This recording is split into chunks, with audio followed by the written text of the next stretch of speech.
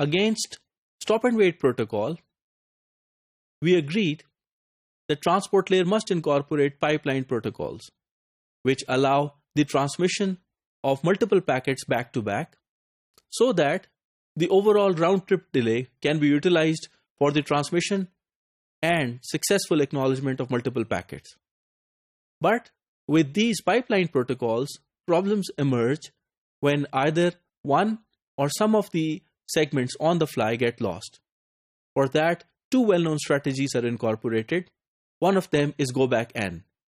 In this module, we'll explore go back N protocol with regards to how does it work and what is the efficiency of it with regards to the unavailability or availability of buffer. Go back N is basically a retransmission mechanism, which is the automatic repeat request.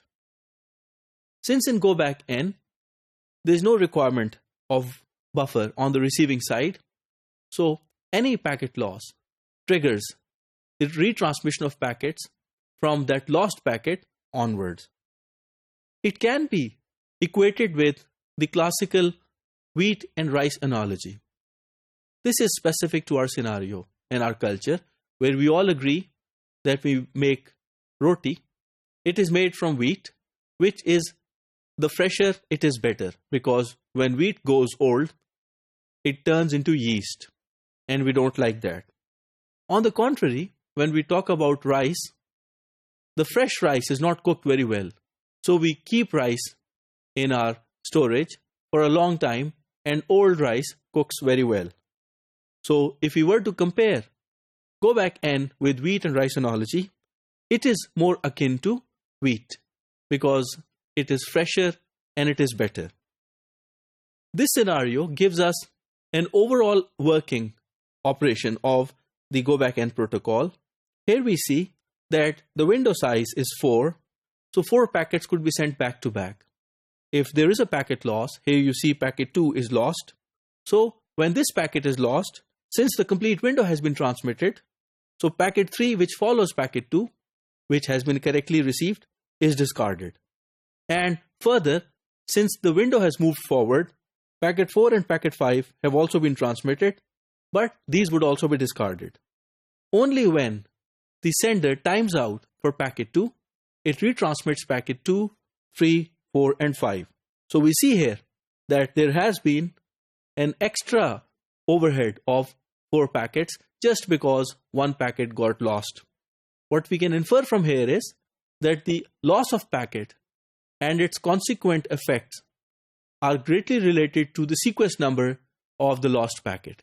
If the lost packet is the last one in the window to be lost, it would only be the one to be retransmitted.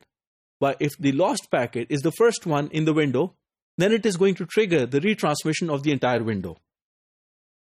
If we look at the work of Modiano Eden, we'll see that the efficiency can be seen with context to errors taking place and with no errors taking place. Let's look at this scenario. What we see here is there's a sender and there's a receiver. The sender has to send 4 packets and the receiver acknowledges these packets respectively. Here you see that just one acknowledgement has been shown.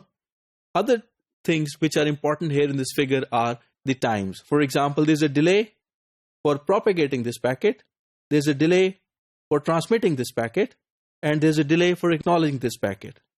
So the overall duration is going to be the linear sum of all these delays. Now, if we were to choose the window size, we must be careful about one fact, that the window size should be large enough to allow continuous transmission while waiting for an acknowledgement within this transmission for the first packet to arrive. So what we can infer from here is that the window size has to be more than the ratio of the total duration of the transmission of packets and the transmission time of a single packet. From that, we can infer the efficiency that if there were no loss, so go back N would not be seen to be at work, so it would simply be a pipelining protocol, and the efficiency is going to be either 100% or it is going to be a ratio of the window size times the transmission time of a single packet divided by the total duration of the number of packets. So in the best case scenario, the efficiency would be 100%, or it would be the ratio of the later part. Now, if there's an error, it means that it is going to trigger retransmission of the packet in error, or the packet which is lost, and subsequent retransmissions of all the packets which have already been sent. Let's form an expression. When an error occurs, the entire window of n packets has to be retransmitted. Now, if x represents the number of packets which are sent per successful transmission, and we assume n to be equal to s divided by d sub the transmission time, and the timeout interval is n times d sub transmission time.